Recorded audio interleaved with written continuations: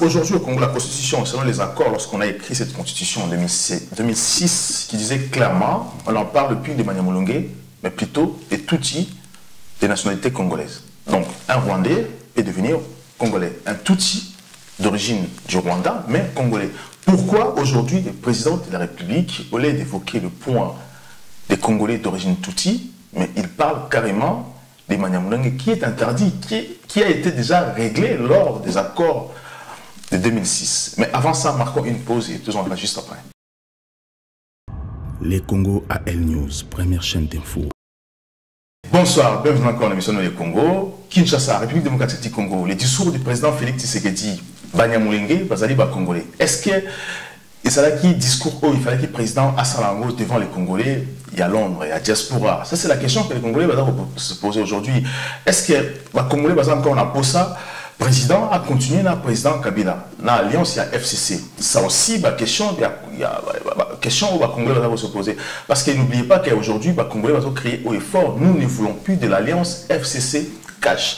C'est pour ça que ce soir, Nayambi M. Rolemena, qui est aussi politicien congolais, activiste hier dans la diaspora, président, il y a l'Isanga. L'Isanga, ils ont un mouvement politique, il y a résistance au vraiment, et Bundi Makassi en France.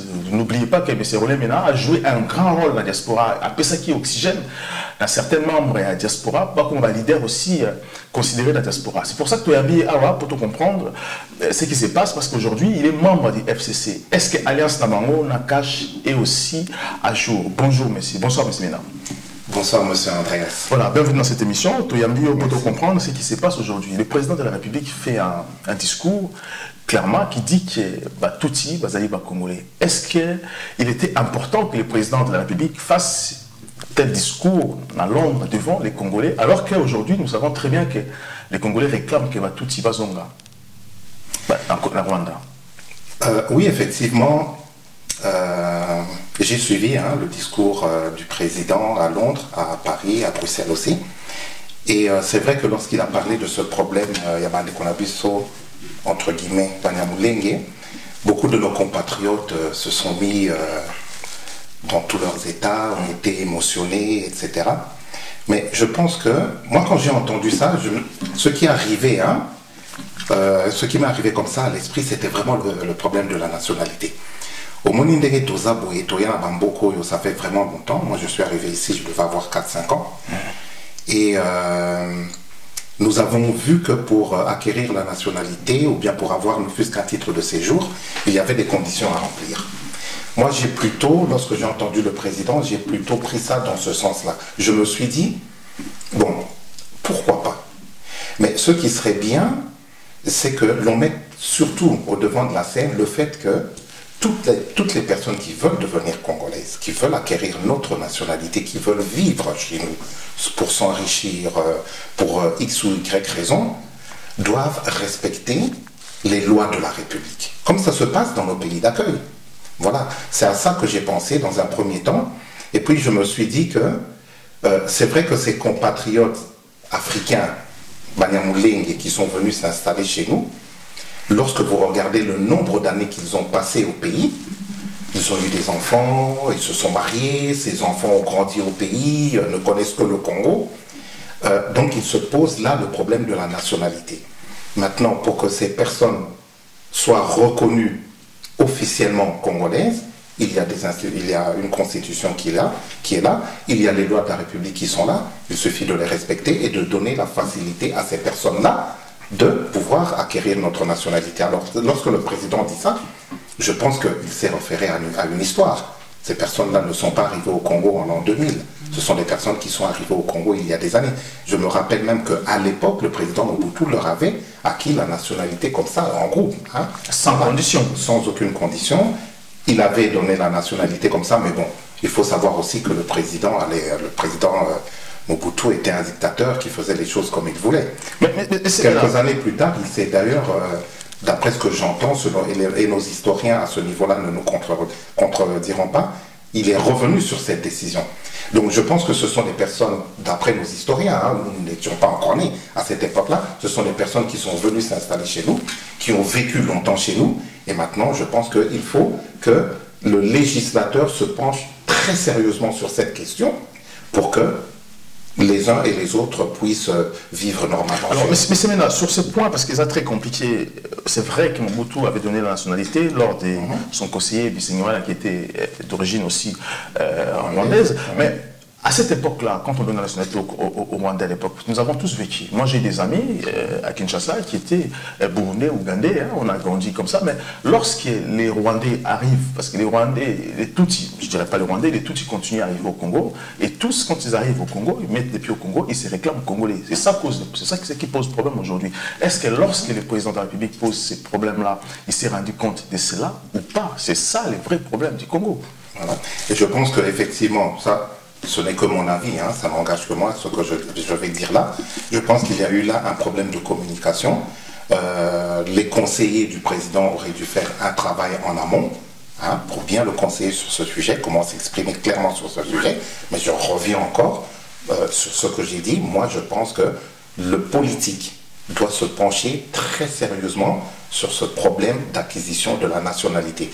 C'est à nous de faire comprendre à nos compatriotes, à nous de faire comprendre aux Congolais que les Africains sont nos frères. Nous sommes entre frères lorsque nous parlons des problèmes de l'Afrique. Si maintenant nous avons une communauté africaine qui vient s'installer chez nous, ou même si nous allons nous installer à l'étranger, nous devons mettre en place les infrastructures, les décisions politiques, les, comment dirais-je, les aspirations qui pourraient faire de telle sorte que les uns et les autres soient bien. Qu'est-ce qui fait que Salamate, on dira quoi? Mais la responsabilité politique, la responsabilité politique. La politique est irresponsable à ces cas-là. Elle est absente sur ce sujet-là. Je pense que vraiment, il faut s'y pencher très sérieusement, prendre des décisions qui feront que ces communautés puissent être à l'aise avec nous et réciproquement que nous soyons bien avec ces personnes. Parce que si vous regardez une chose, ma crainte, moi, elle se situe à quel niveau? Elle se situe au niveau de la haine que pourraient avoir les Congolais envers les Rwandais. N'oublions pas une chose, les Rwandais sont nos frères africains. Les Rwandais vivent chez eux dans des conditions telles qu'on les connaît. Voilà. Donc maintenant, il ne faut pas qu'il y ait de haine entre les populations, entre les peuples. Donc c'est les politiques pour ce qui pose problème. Les politiques doivent prendre leurs responsabilités, doivent prendre des décisions, doivent mettre en place des règles, des lois qui feraient que les communautés africaines soient à l'aise partout où elles s'installent. Moi, je ne vois aucun problème, je vais vous dire une chose qui choque parfois, hein. Je ne vois aucun problème au fait qu'un Congolais devienne demain président du Rwanda. Ça, c'est mon rêve. Qu'un Rwandais devienne demain président du Cameroun. Qu'un Camerounais devienne demain le président du Ghana. Moi, c'est mon problème. Le rêve africain, pour moi, c'est celui-là. Que l'Afrique soit considérée comme notre terre à nous pour que nous puissions y vivre en paix, car nous avons toutes les richesses dans ce pays, nous avons toutes les possibilités de bien nous auto-administrer, mais je pense que les politiques, nous devons prendre vraiment en considération la problématique de cette acquisition. Mais c'est maintenant, aujourd'hui au Congo, la Constitution, selon les accords, lorsqu'on a écrit cette Constitution en 2006, qui disait clairement, on en parle depuis de Banyamulenge, mais plutôt des Tutsis des nationalités congolaises. Donc un Rwandais peut devenir Congolais, un Tutsi d'origine du Rwanda, mais Congolais. Pourquoi aujourd'hui le président de la République, au lieu d'évoquer le point des Congolais d'origine Tutsi, mais il parle carrément des Banyamulenge qui est interdit, qui a été déjà réglé lors des accords de 2006. Mais avant ça, marquons une pause et faisons là juste après. Les Congo AL News, première chaîne d'info. Je rappelle que ce soir, nous avons M. Ménarolin, président Alissanga, activiste de la diaspora, les personnes qui ont fait qu'aujourd'hui, la situation du Congo évolué dans le cadre politique. Ce sont des personnes qui réclament aussi vie sociale, équilibre dans le cadre de la vie sociale à Congolais. Monsieur Ménard, alors le président de la République, dans Londres, à sa discours, à Lobby, il a parlé des Banyamulenge, alors que ce sujet a déjà été réglé lors des accords de 2006. On disait, on ne parlera plus des Banyamulenge, parce que quand on parle des Banyamulenge, cela donne des droits des terres Banyamulenge. Alors que nous savons tous bien que les Banyamulenge sont venus de Rwanda, Ouganda, Burundi. Donc à ces cas-là, on parlera des Tutsis, des Congolais d'origine Tutsi. Cela interdit des terres à ces Banyamulenge. Alors pourquoi le président, qu'est-ce qui s'est passé? Le président, qu'est-ce qui lui est arrivé à ces jours-là? Au lieu de parler des Tutsis, des Congolais d'origine Tutsi, Mais il y a Kekoloba, les Nyamulenge congolais. C'est comme si il a aboli les accords qui ont été signés en 2006. Non, je ne pense pas qu'il a dit dans ce sens-là. Lui, il a vraiment voulu, d'après ce que moi j'ai compris, hein, donc là je me donne vraiment pour mon appréciation du sujet, je pense qu'il a voulu, bon, déjà à part le problème de communication, il faut le reconnaître, bon, ça aurait pu être mieux expliqué, explicité, mais je pense qu'il a voulu surtout faire référence, quand vous l'écoutez bien, il dit, croyez-moi, mes chers compatriotes, les Banyamulenge sont des Congolais. Je pense, voilà, c'est tout ce qu'il a dit. Il n'a pas été dans les détails. Les détails, maintenant, je pense que c'est à nous autres, à travers des émissions comme celle-ci, de rentrer en profondeur, d'expliquer aux compatriotes exactement ce qu'il en est et ce que le président a voulu dire. Moi, d'après ce que j'ai compris, c'est qu'il a voulu mettre en évidence la durée, le temps que ces populations qui sont venues chez nous ont mis dans notre pays, le temps que ces populations ont passé sur place. Lorsque vous avez une personne qui est dans votre pays depuis 10, 15, 20, tenez, je vais prendre mon exemple, parce que c'est l'exemple que je connais le mieux. Je suis arrivé en Europe, j'avais quel âge? J'avais 4-5 ans. Aujourd'hui, j'ai plus d'un demi-siècle. Vous voyez? Mes enfants, maintenant, ils sont français. Est-ce que cela vous donne le droit d'originalité? Il y a, à partir de ce moment-là, non pas le droit d'être congolais d'origine, mais le droit d'acquisition de la nationalité. Et c'est pour cela que je dis que le législateur doit se pencher très sérieusement sur ce dossier pour apaiser les tensions. Parce que ce dossier a déjà été réglé en 2006 en disant que vous ne serez plus des Banyamulenge, sinon ça vous donne les droits des terres, alors voilà, que vous êtes d'origine du Rwanda, de l'Ouganda, on vous appelle des Congolais, voilà, mais pas d'origine. Voilà, mais c'est... Donc voilà, c'est pour dire hein, qu'il y a des lois dans une nation, dans une république, il y a des lois, que les personnes qui viennent s'installer chez nous respectent ces lois, notamment en termes d'acquisition de la nationalité. Il y a une constitution qui est là. Le législateur, une constitution, elle n'est pas statique.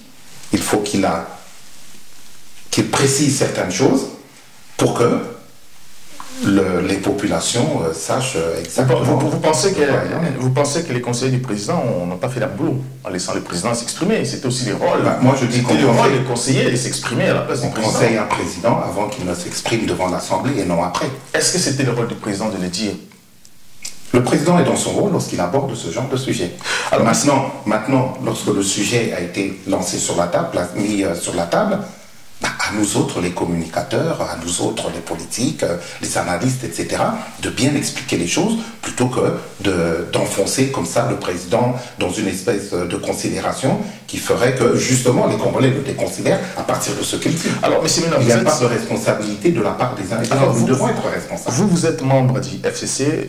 Justement, le FCC a répliqué contre le président lorsque le président a abordé ces thèmes, ces sujets, les Banyamulenge. Vous étiez contre le FCC, même jusqu'à à dire ce qui s'est passé dans les coulisses entre le président Kabila et le président Tshisekedi. Certains ont parlé de l'affaire des 100 millions qu'a financé le président Kabila pour les élections du président Félix, qui devait rendre aujourd'hui. Ça pose problème parce que les Américains sont derrière, qui interdisent au président Félix. Alors pourquoi cette attitude au sein du FCC? Vous êtes contre avec quelqu'un qui fait alliance avec vous pour sauver la République démocratique du Congo? La question que vous posez est importante dans ce sens que nous sommes en coalition. Nous ne sommes pas en cohabitation et je pense que les uns et les autres, nous devons tenir compte de cette considération-là. En coalition, cela veut dire qu'on travaille ensemble. Cela veut dire que nous mettons nos égos de côté. On devrait, du moins, mettre nos égos de côté. Cela veut dire que nous travaillons pour le collectif, non seulement et au-delà du collectif, nous travaillons bien sûr pour la nation. Et lorsqu'on parle de la nation, on parle d'un peuple et de tout un territoire. Ça, je pense que, en tant que membre du FCC et membre de la coalition FCC Cash, je m'adresse à tous les animateurs politiques. Je leur demande de savoir raison garder, de mettre de côté leurs ambitions personnelles et égocentriques, car c'est le problème qu'on nous reproche au niveau de nos populations. Vous savez, moi je vais souvent maintenant à Kinshasa, je fais des longs séjours à Kinshasa, des très longs séjours même, et c'est ce que les Congolais nous disent. Les Congolais ne sont pas contre le FCC. Les Congolais ne sont pas contre le cash. Les Congolais ne sont pas contre le président Kabila. Les Congolais ne sont pas contre le président Félix Tshisekedi, excusez-moi. Les Congolais ne sont pas contre la coalition FCC Cash.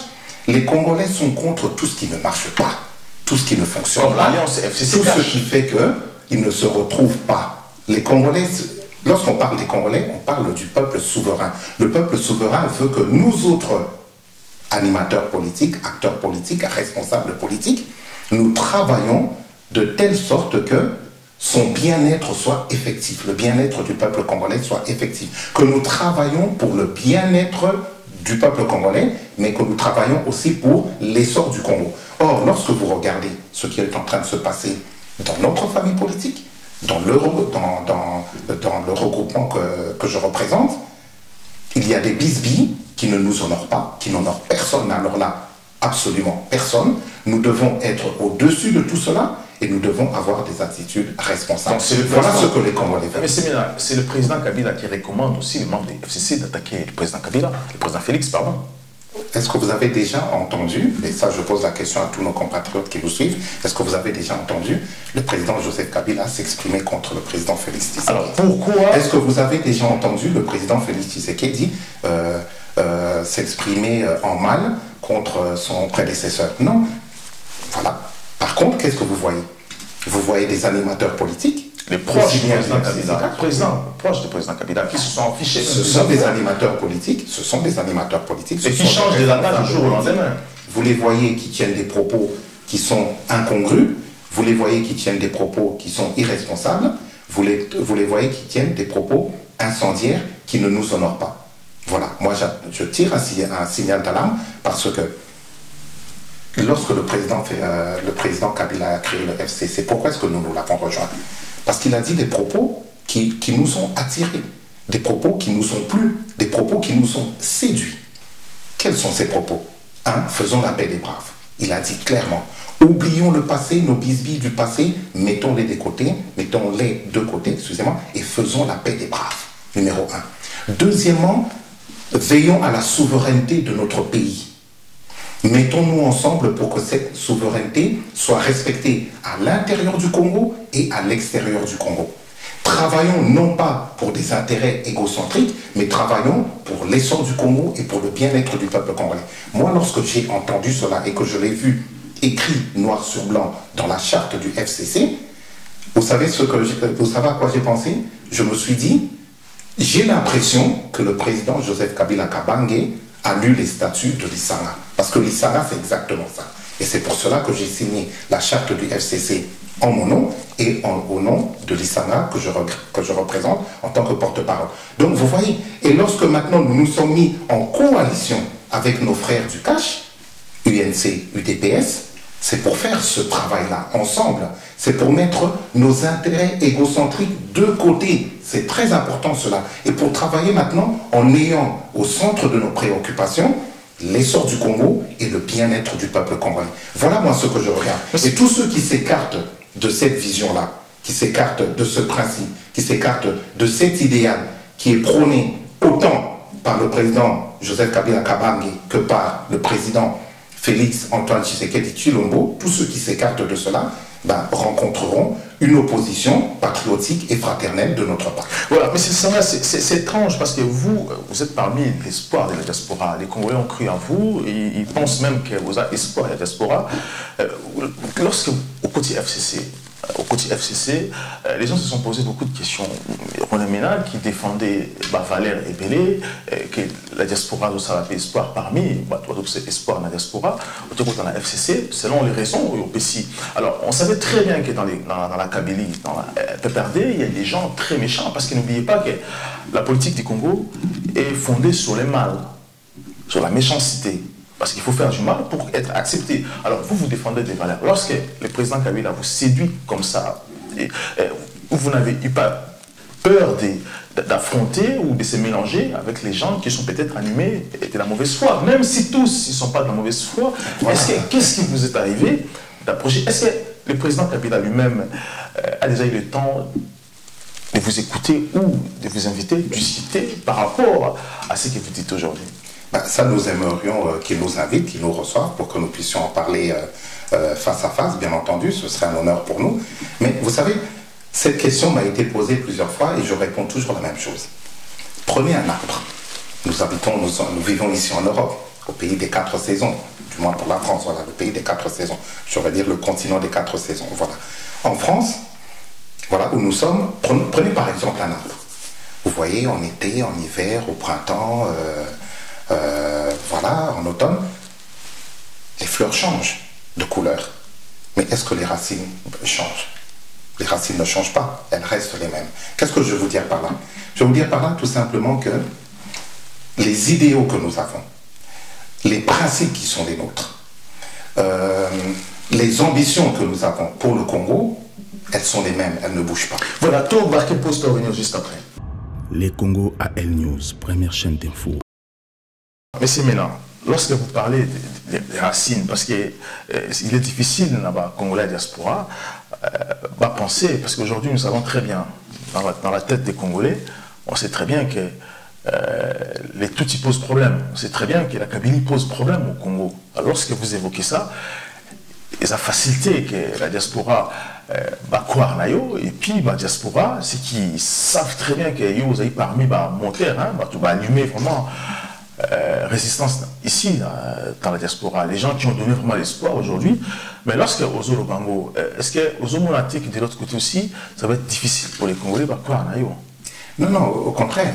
Nous avons maintenant beaucoup de Congolais qui ont compris beaucoup de choses, et ça je le dis toujours, les Congolais de la diaspora ne sont pas des benets, ce sont des personnes qui raisonnent, qui réfléchissent, qui voient, qui pèsent le pour, le contre, qui analysent, et qui font maintenant aussi une introspection personnelle, comme moi j'ai fait aussi, qui font, voilà, qui regardent un peu ce qu'ils ont apporté pour le pays, pour le peuple congolais durant toutes ces années que nous sommes en train de passer, qu'ils ont passé ici en Occident, et qui réagissent aussi en conséquence. Nous avons des personnes qui nous appellent et qui nous félicitent et qui nous disent, et moi ça m'a fait plaisir d'entendre ça, vous savez Monsieur Mena, quand je vous écoute, je me dis que, voilà, vous avez raison, vous êtes devenu pour moi un influenceur. C'est à partir de ce que moi je dis, qu'ils sont en train maintenant de faire certaines choses. J'ai même eu un ministre qui est actuellement en fonction, je ne vais pas donner son nom, parce qu'il ne me l'a pas autorisé, voilà, qui m'a dit un jour, j'ai pris une décision au niveau de mon cabinet à partir d'une interview que j'ai suivie de vous autres. Voilà. Que j'ai suivi de vous sur un plateau, vous avez dit quelque chose qui m'a interpellé, et à partir de cela, j'ai réagi en conséquence et j'ai donné des directives au niveau de mon cabinet. Voilà. Donc vous voyez, nous devenons des influenceurs et je pense que c'est très bien. Alors, lorsque je prends l'exemple de l'arbre, qu'est-ce que je veux dire par là? Nous avons fait un travail ici, à l'extérieur en tant qu'activiste, vous le rappelez d'ailleurs assez souvent. Maintenant, ce travail, nous le faisons au Congo, mais en tant que responsable politique. Donc nous avons une attitude différente, des propos différents, nous disons les choses d'une autre manière, mais toujours les mêmes. Mais nous les disons autrement parce que nous respectons maintenant les codes politiques. Les codes politiques ne sont pas les mêmes que ceux d'un activiste. Donc nous devons avoir une attitude responsable pour que les Congolais, par rapport à ce que nous sommes en train de dire, par rapport à ce que nous sommes en train de faire, se disent, se reconnaissent en nous et se disent, voilà les personnes qu'il nous faut. Jusqu'où l'alliance du président Félix Tshisekedi et le sénateur Kabila? Pour moi, le plus longtemps possible, du moins durant ce mandat. Vous savez, ce qui vient de se mettre en place en République démocratique du Congo, nous le soutenons, cette nouvelle dynamique qui s'est mise en place, nous la soutenons. Les institutions de la République qui sont en train maintenant de prendre le taureau par les cornes, nous les soutenons dans ce sens que nous voulons qu'elles réussissent. Nous voulons que toutes ces personnes réussissent parce que nous estimons que leur réussite sera notre réussite à tous. Est-ce que le président Félix ne lâchera-t-il pas, vu l'influence de l'Occident, les États-Unis, la France, la Belgique, qui veut à tout prix récupérer le président Kabila pour l'AE? Nous parlons de souveraineté. Nous sommes un peuple souverain. Les problèmes du Congo doivent être réglés. Il serait temps qu'on commence à respecter les Congolais. Moi, je l'ai déjà dit lors d'une interview chez l'un de vos collègues. Nous avons le droit, nous autres Congolais en particulier et Africains en général, de bien nous auto-administrer ou de mal nous auto-administrer. Lorsque nous faisons bien les choses, notre peuple nous récompense, notre peuple nous reconduit, notre peuple garde sa confiance envers nous. Mais lorsque nous faisons mal les choses, notre peuple nous sanctionne. Ça se passe comme ça dans nos pays d'accueil. Nous voulons que ça se passe de la même manière en République démocratique du Congo. Que les problèmes du Congo soient réglés par les Congolais et au Congo, entre nous autres. Je vois mal un Congolais, je vois mal le Congo sanctionner ce qui se passerait ici en France et les Français qui accepteraient qu'on prenne un responsable politique en France et qu'on l'envoie en Afrique. Il faut maintenant que la souveraineté des pays africains soit respectée. Est-ce que les conseillers du président Félix va aussi aller heurter, va pousser le président Félix, parce que le président Félix a dit, si vous ne respectez pas les engagements, nous allons dissoudre l'Assemblée. Le président n'a pas dit ça. Ça, franchement, j'aimerais que on remette les choses à leur place. Vous voyez notre rôle à nous autres politiques, nous qui sommes dans la coalition FCCH, nous qui sommes des acteurs politiques, nous qui sommes des influenceurs, notre rôle c'est de bien expliquer ce que le président a dit. Il y a des difficultés, le président a mis en garde. Il y a des difficultés que nous sommes toutes et tous en train de traverser. Lui, il est le moteur de la nation maintenant, il a succédé à Joseph Kabila Kabange, c'est maintenant lui qui conduit le pays. Bien entendu, son prédécesseur à la tête des institutions détient avec le FCC l'organisation politique la plus forte en ce moment. Donc, à deux, ils sont obligés d'abattre un travail qui va dans le sens de l'essor du Congo. Si maintenant, pendant qu'ils sont en train de faire ce travail, ils se rendent compte qu'il y a des oppositions qui sont malhonnêtes, des oppositions qui veulent son échec, des oppositions qui veulent l'échec du Congo et l'échec des Congolais, des oppositions qui veulent que le Congo reste continuellement la tête sous l'eau. Si ces oppositions-là sont trop fortes, si ces oppositions-là sont trop persistantes, à ce moment-là, il prendra ses responsabilités qui pourraient, et l'une de ces responsabilités pourrait amener à ce qu'il y ait destitution, qu'il y ait dissolution, merci, de l'Assemblée nationale. Mais la dissolution de l'Assemblée nationale se fait dans certaines conditions. Alors, il ne veut pas qu'on en arrive là. C'est bien ce qu'il explique. Et c'est maintenant, nous arrivons vraiment vers la fin de cette émission. Alors, supposons aujourd'hui dissolution de l'Assemblée. Est-ce que la diaspora est-il prête à se présenter en tant que député national pour sauver aussi ces pays? Nous n'allons pas attendre qu'il y ait dissolution de l'Assemblée nationale pour prendre nos responsabilités. Moi, j'ai participé pour la toute première fois aux élections au niveau de la députation nationale. Voilà, j'ai acquis une certaine expérience, je me suis enrichi de certaines choses, je me suis rapproché encore plus de mes compatriotes sur le terrain. Donc la diaspora est déjà en train de prendre ses responsabilités. La diaspora est déjà engagée, et je parle de la diaspora positive. La diaspora mature, intellectuelle, posée, une diaspora réfléchie, une diaspora qui ne fait pas dans l'émotion, une diaspora qui a une vision, une diaspora qui a des idéaux pour ce pays, une diaspora qui veut amener quelque chose de substantiel. Comme la ministre aujourd'hui en République démocratique du Congo. Comme la ministre de l'économie, Akasia Bandougoula, qui aujourd'hui ministre de l'économie. J'ai suivi son allocution. Elle a été dans différents marchés à Kinshasa où elle parlait de l'économie. Est-ce que lorsque vous voyez cette dame ministre de l'économie aujourd'hui, pensez-vous qu'elle est à la hauteur d'aller au bout de ce qu'elle fait aujourd'hui? Je suis content que l'on rebondisse sur Madame la ministre Akasia Bandougoula pour la simple et bonne raison que voilà, vous avez un bel exemple de ce que la diaspora doit être. Lorsque je l'observe, lorsque les Congolais l'observent, et personnellement c'est ce que je ressens, je me dis qu'elle est à elle seule un condensé de tout ce que nous devons être, les uns et les autres pour la République démocratique du Congo. Une personne engagée, une personne compétente, une personne qui a un désir d'avenir pour le Congo et pour le peuple congolais. Et je vois qu'il y a des oppositions, mais les oppositions, lorsque je les analyse comme ça, qu'est-ce que je tire de ma calebasse? Je vois que, voilà, elle est jeune et certaines personnes ne sont pas contentes de voir une jeune personne, alors que la jeunesse c'est l'espoir de demain, ne sont pas contentes de voir une jeune personne à la tête d'un ministère aussi important. C'est une femme, on retire de notre calebasse le fait que ce soit une femme. Et voilà, il y a des oppositions qui voient d'un mauvais œil qu'une femme soit à des postes de responsabilité aussi importants, tout comme la présidente de l'Assemblée nationale, Maman Janine Mabunda. Donc vous voyez, et vous pouvez encore retirer autre chose, une personne qui rentre de plein pied comme ça, par la grande porte, dans le microcosme politique congolais. Les gens n'acceptent pas ça, ce sont des oppositions. Mais par contre, lorsque vous l'observez, qu'est-ce que vous voyez? qu'elle est au centre de ses préoccupations. Et ça, c'est pas moi qui le dis. Mais ce sont les faits et gestes qu'elle pose. Elle a été appréciée, hein, elle a été appréciée récemment, et tant que politicienne, du moins, vu son travail. Pour vous dire qu'il y a des personnes qui sont intellectuellement malhonnêtes et qui voient que c'est une personne qui est en train de mouiller la chemise pour le peuple congolais. C'est une personne qui est au centre de ses préoccupations, l'essor du Congo, le bien-être du peuple congolais, et c'est une personne exemplaire. Elle ne reste pas dans sa tour d'ivoire. Elle descend sur le terrain, au contact des Congolais.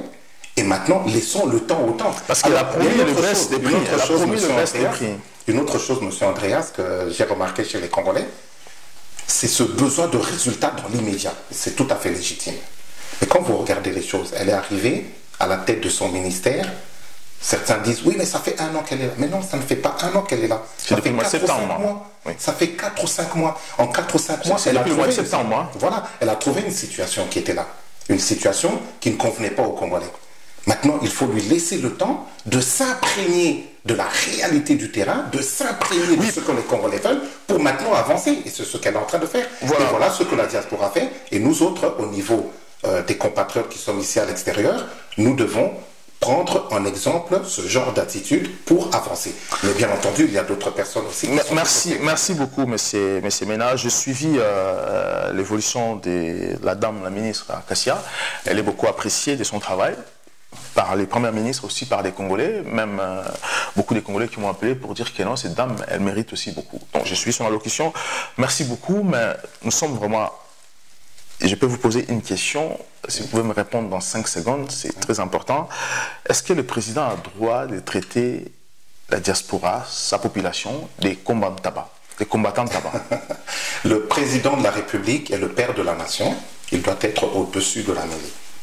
Voilà, il doit être le papa qui apaise les enfants lorsque ceux-ci sont en train de se chamailler. C'est la personne qui nous montre la direction à suivre. Voilà, donc moi je préfère rester vraiment avec cette image-là. C'est ce que je veux maintenant montrer aux Congolais. Avançons, aidons-le à réussir, aidons la coalition FCC-CAJ à avancer, parce que la réussite de cette coalition sera la réussite des Congolais, mais j'attire aussi l'attention des responsables politiques, soyons responsables. Merci beaucoup, monsieur Mena. Je rappelle que vous êtes le président Alisanga, activiste, vous êtes parmi l'espoir de la diaspora. Merci de répondre à l'invitation à l'Abisso. Prochainement, tu auras une vidéo pour évoluer encore, vu l'actualité en Mboka Nabisso. Merci encore dans cette émission. Je vous demanderai déjà de partager, surtout de partager cette émission avec vos familles, demander l'air et de l'air de s'abonner aussi sur notre chaîne Les Congo AL News LCA. Merci beaucoup, à très bientôt. Les Congo AL News, première chaîne d'info.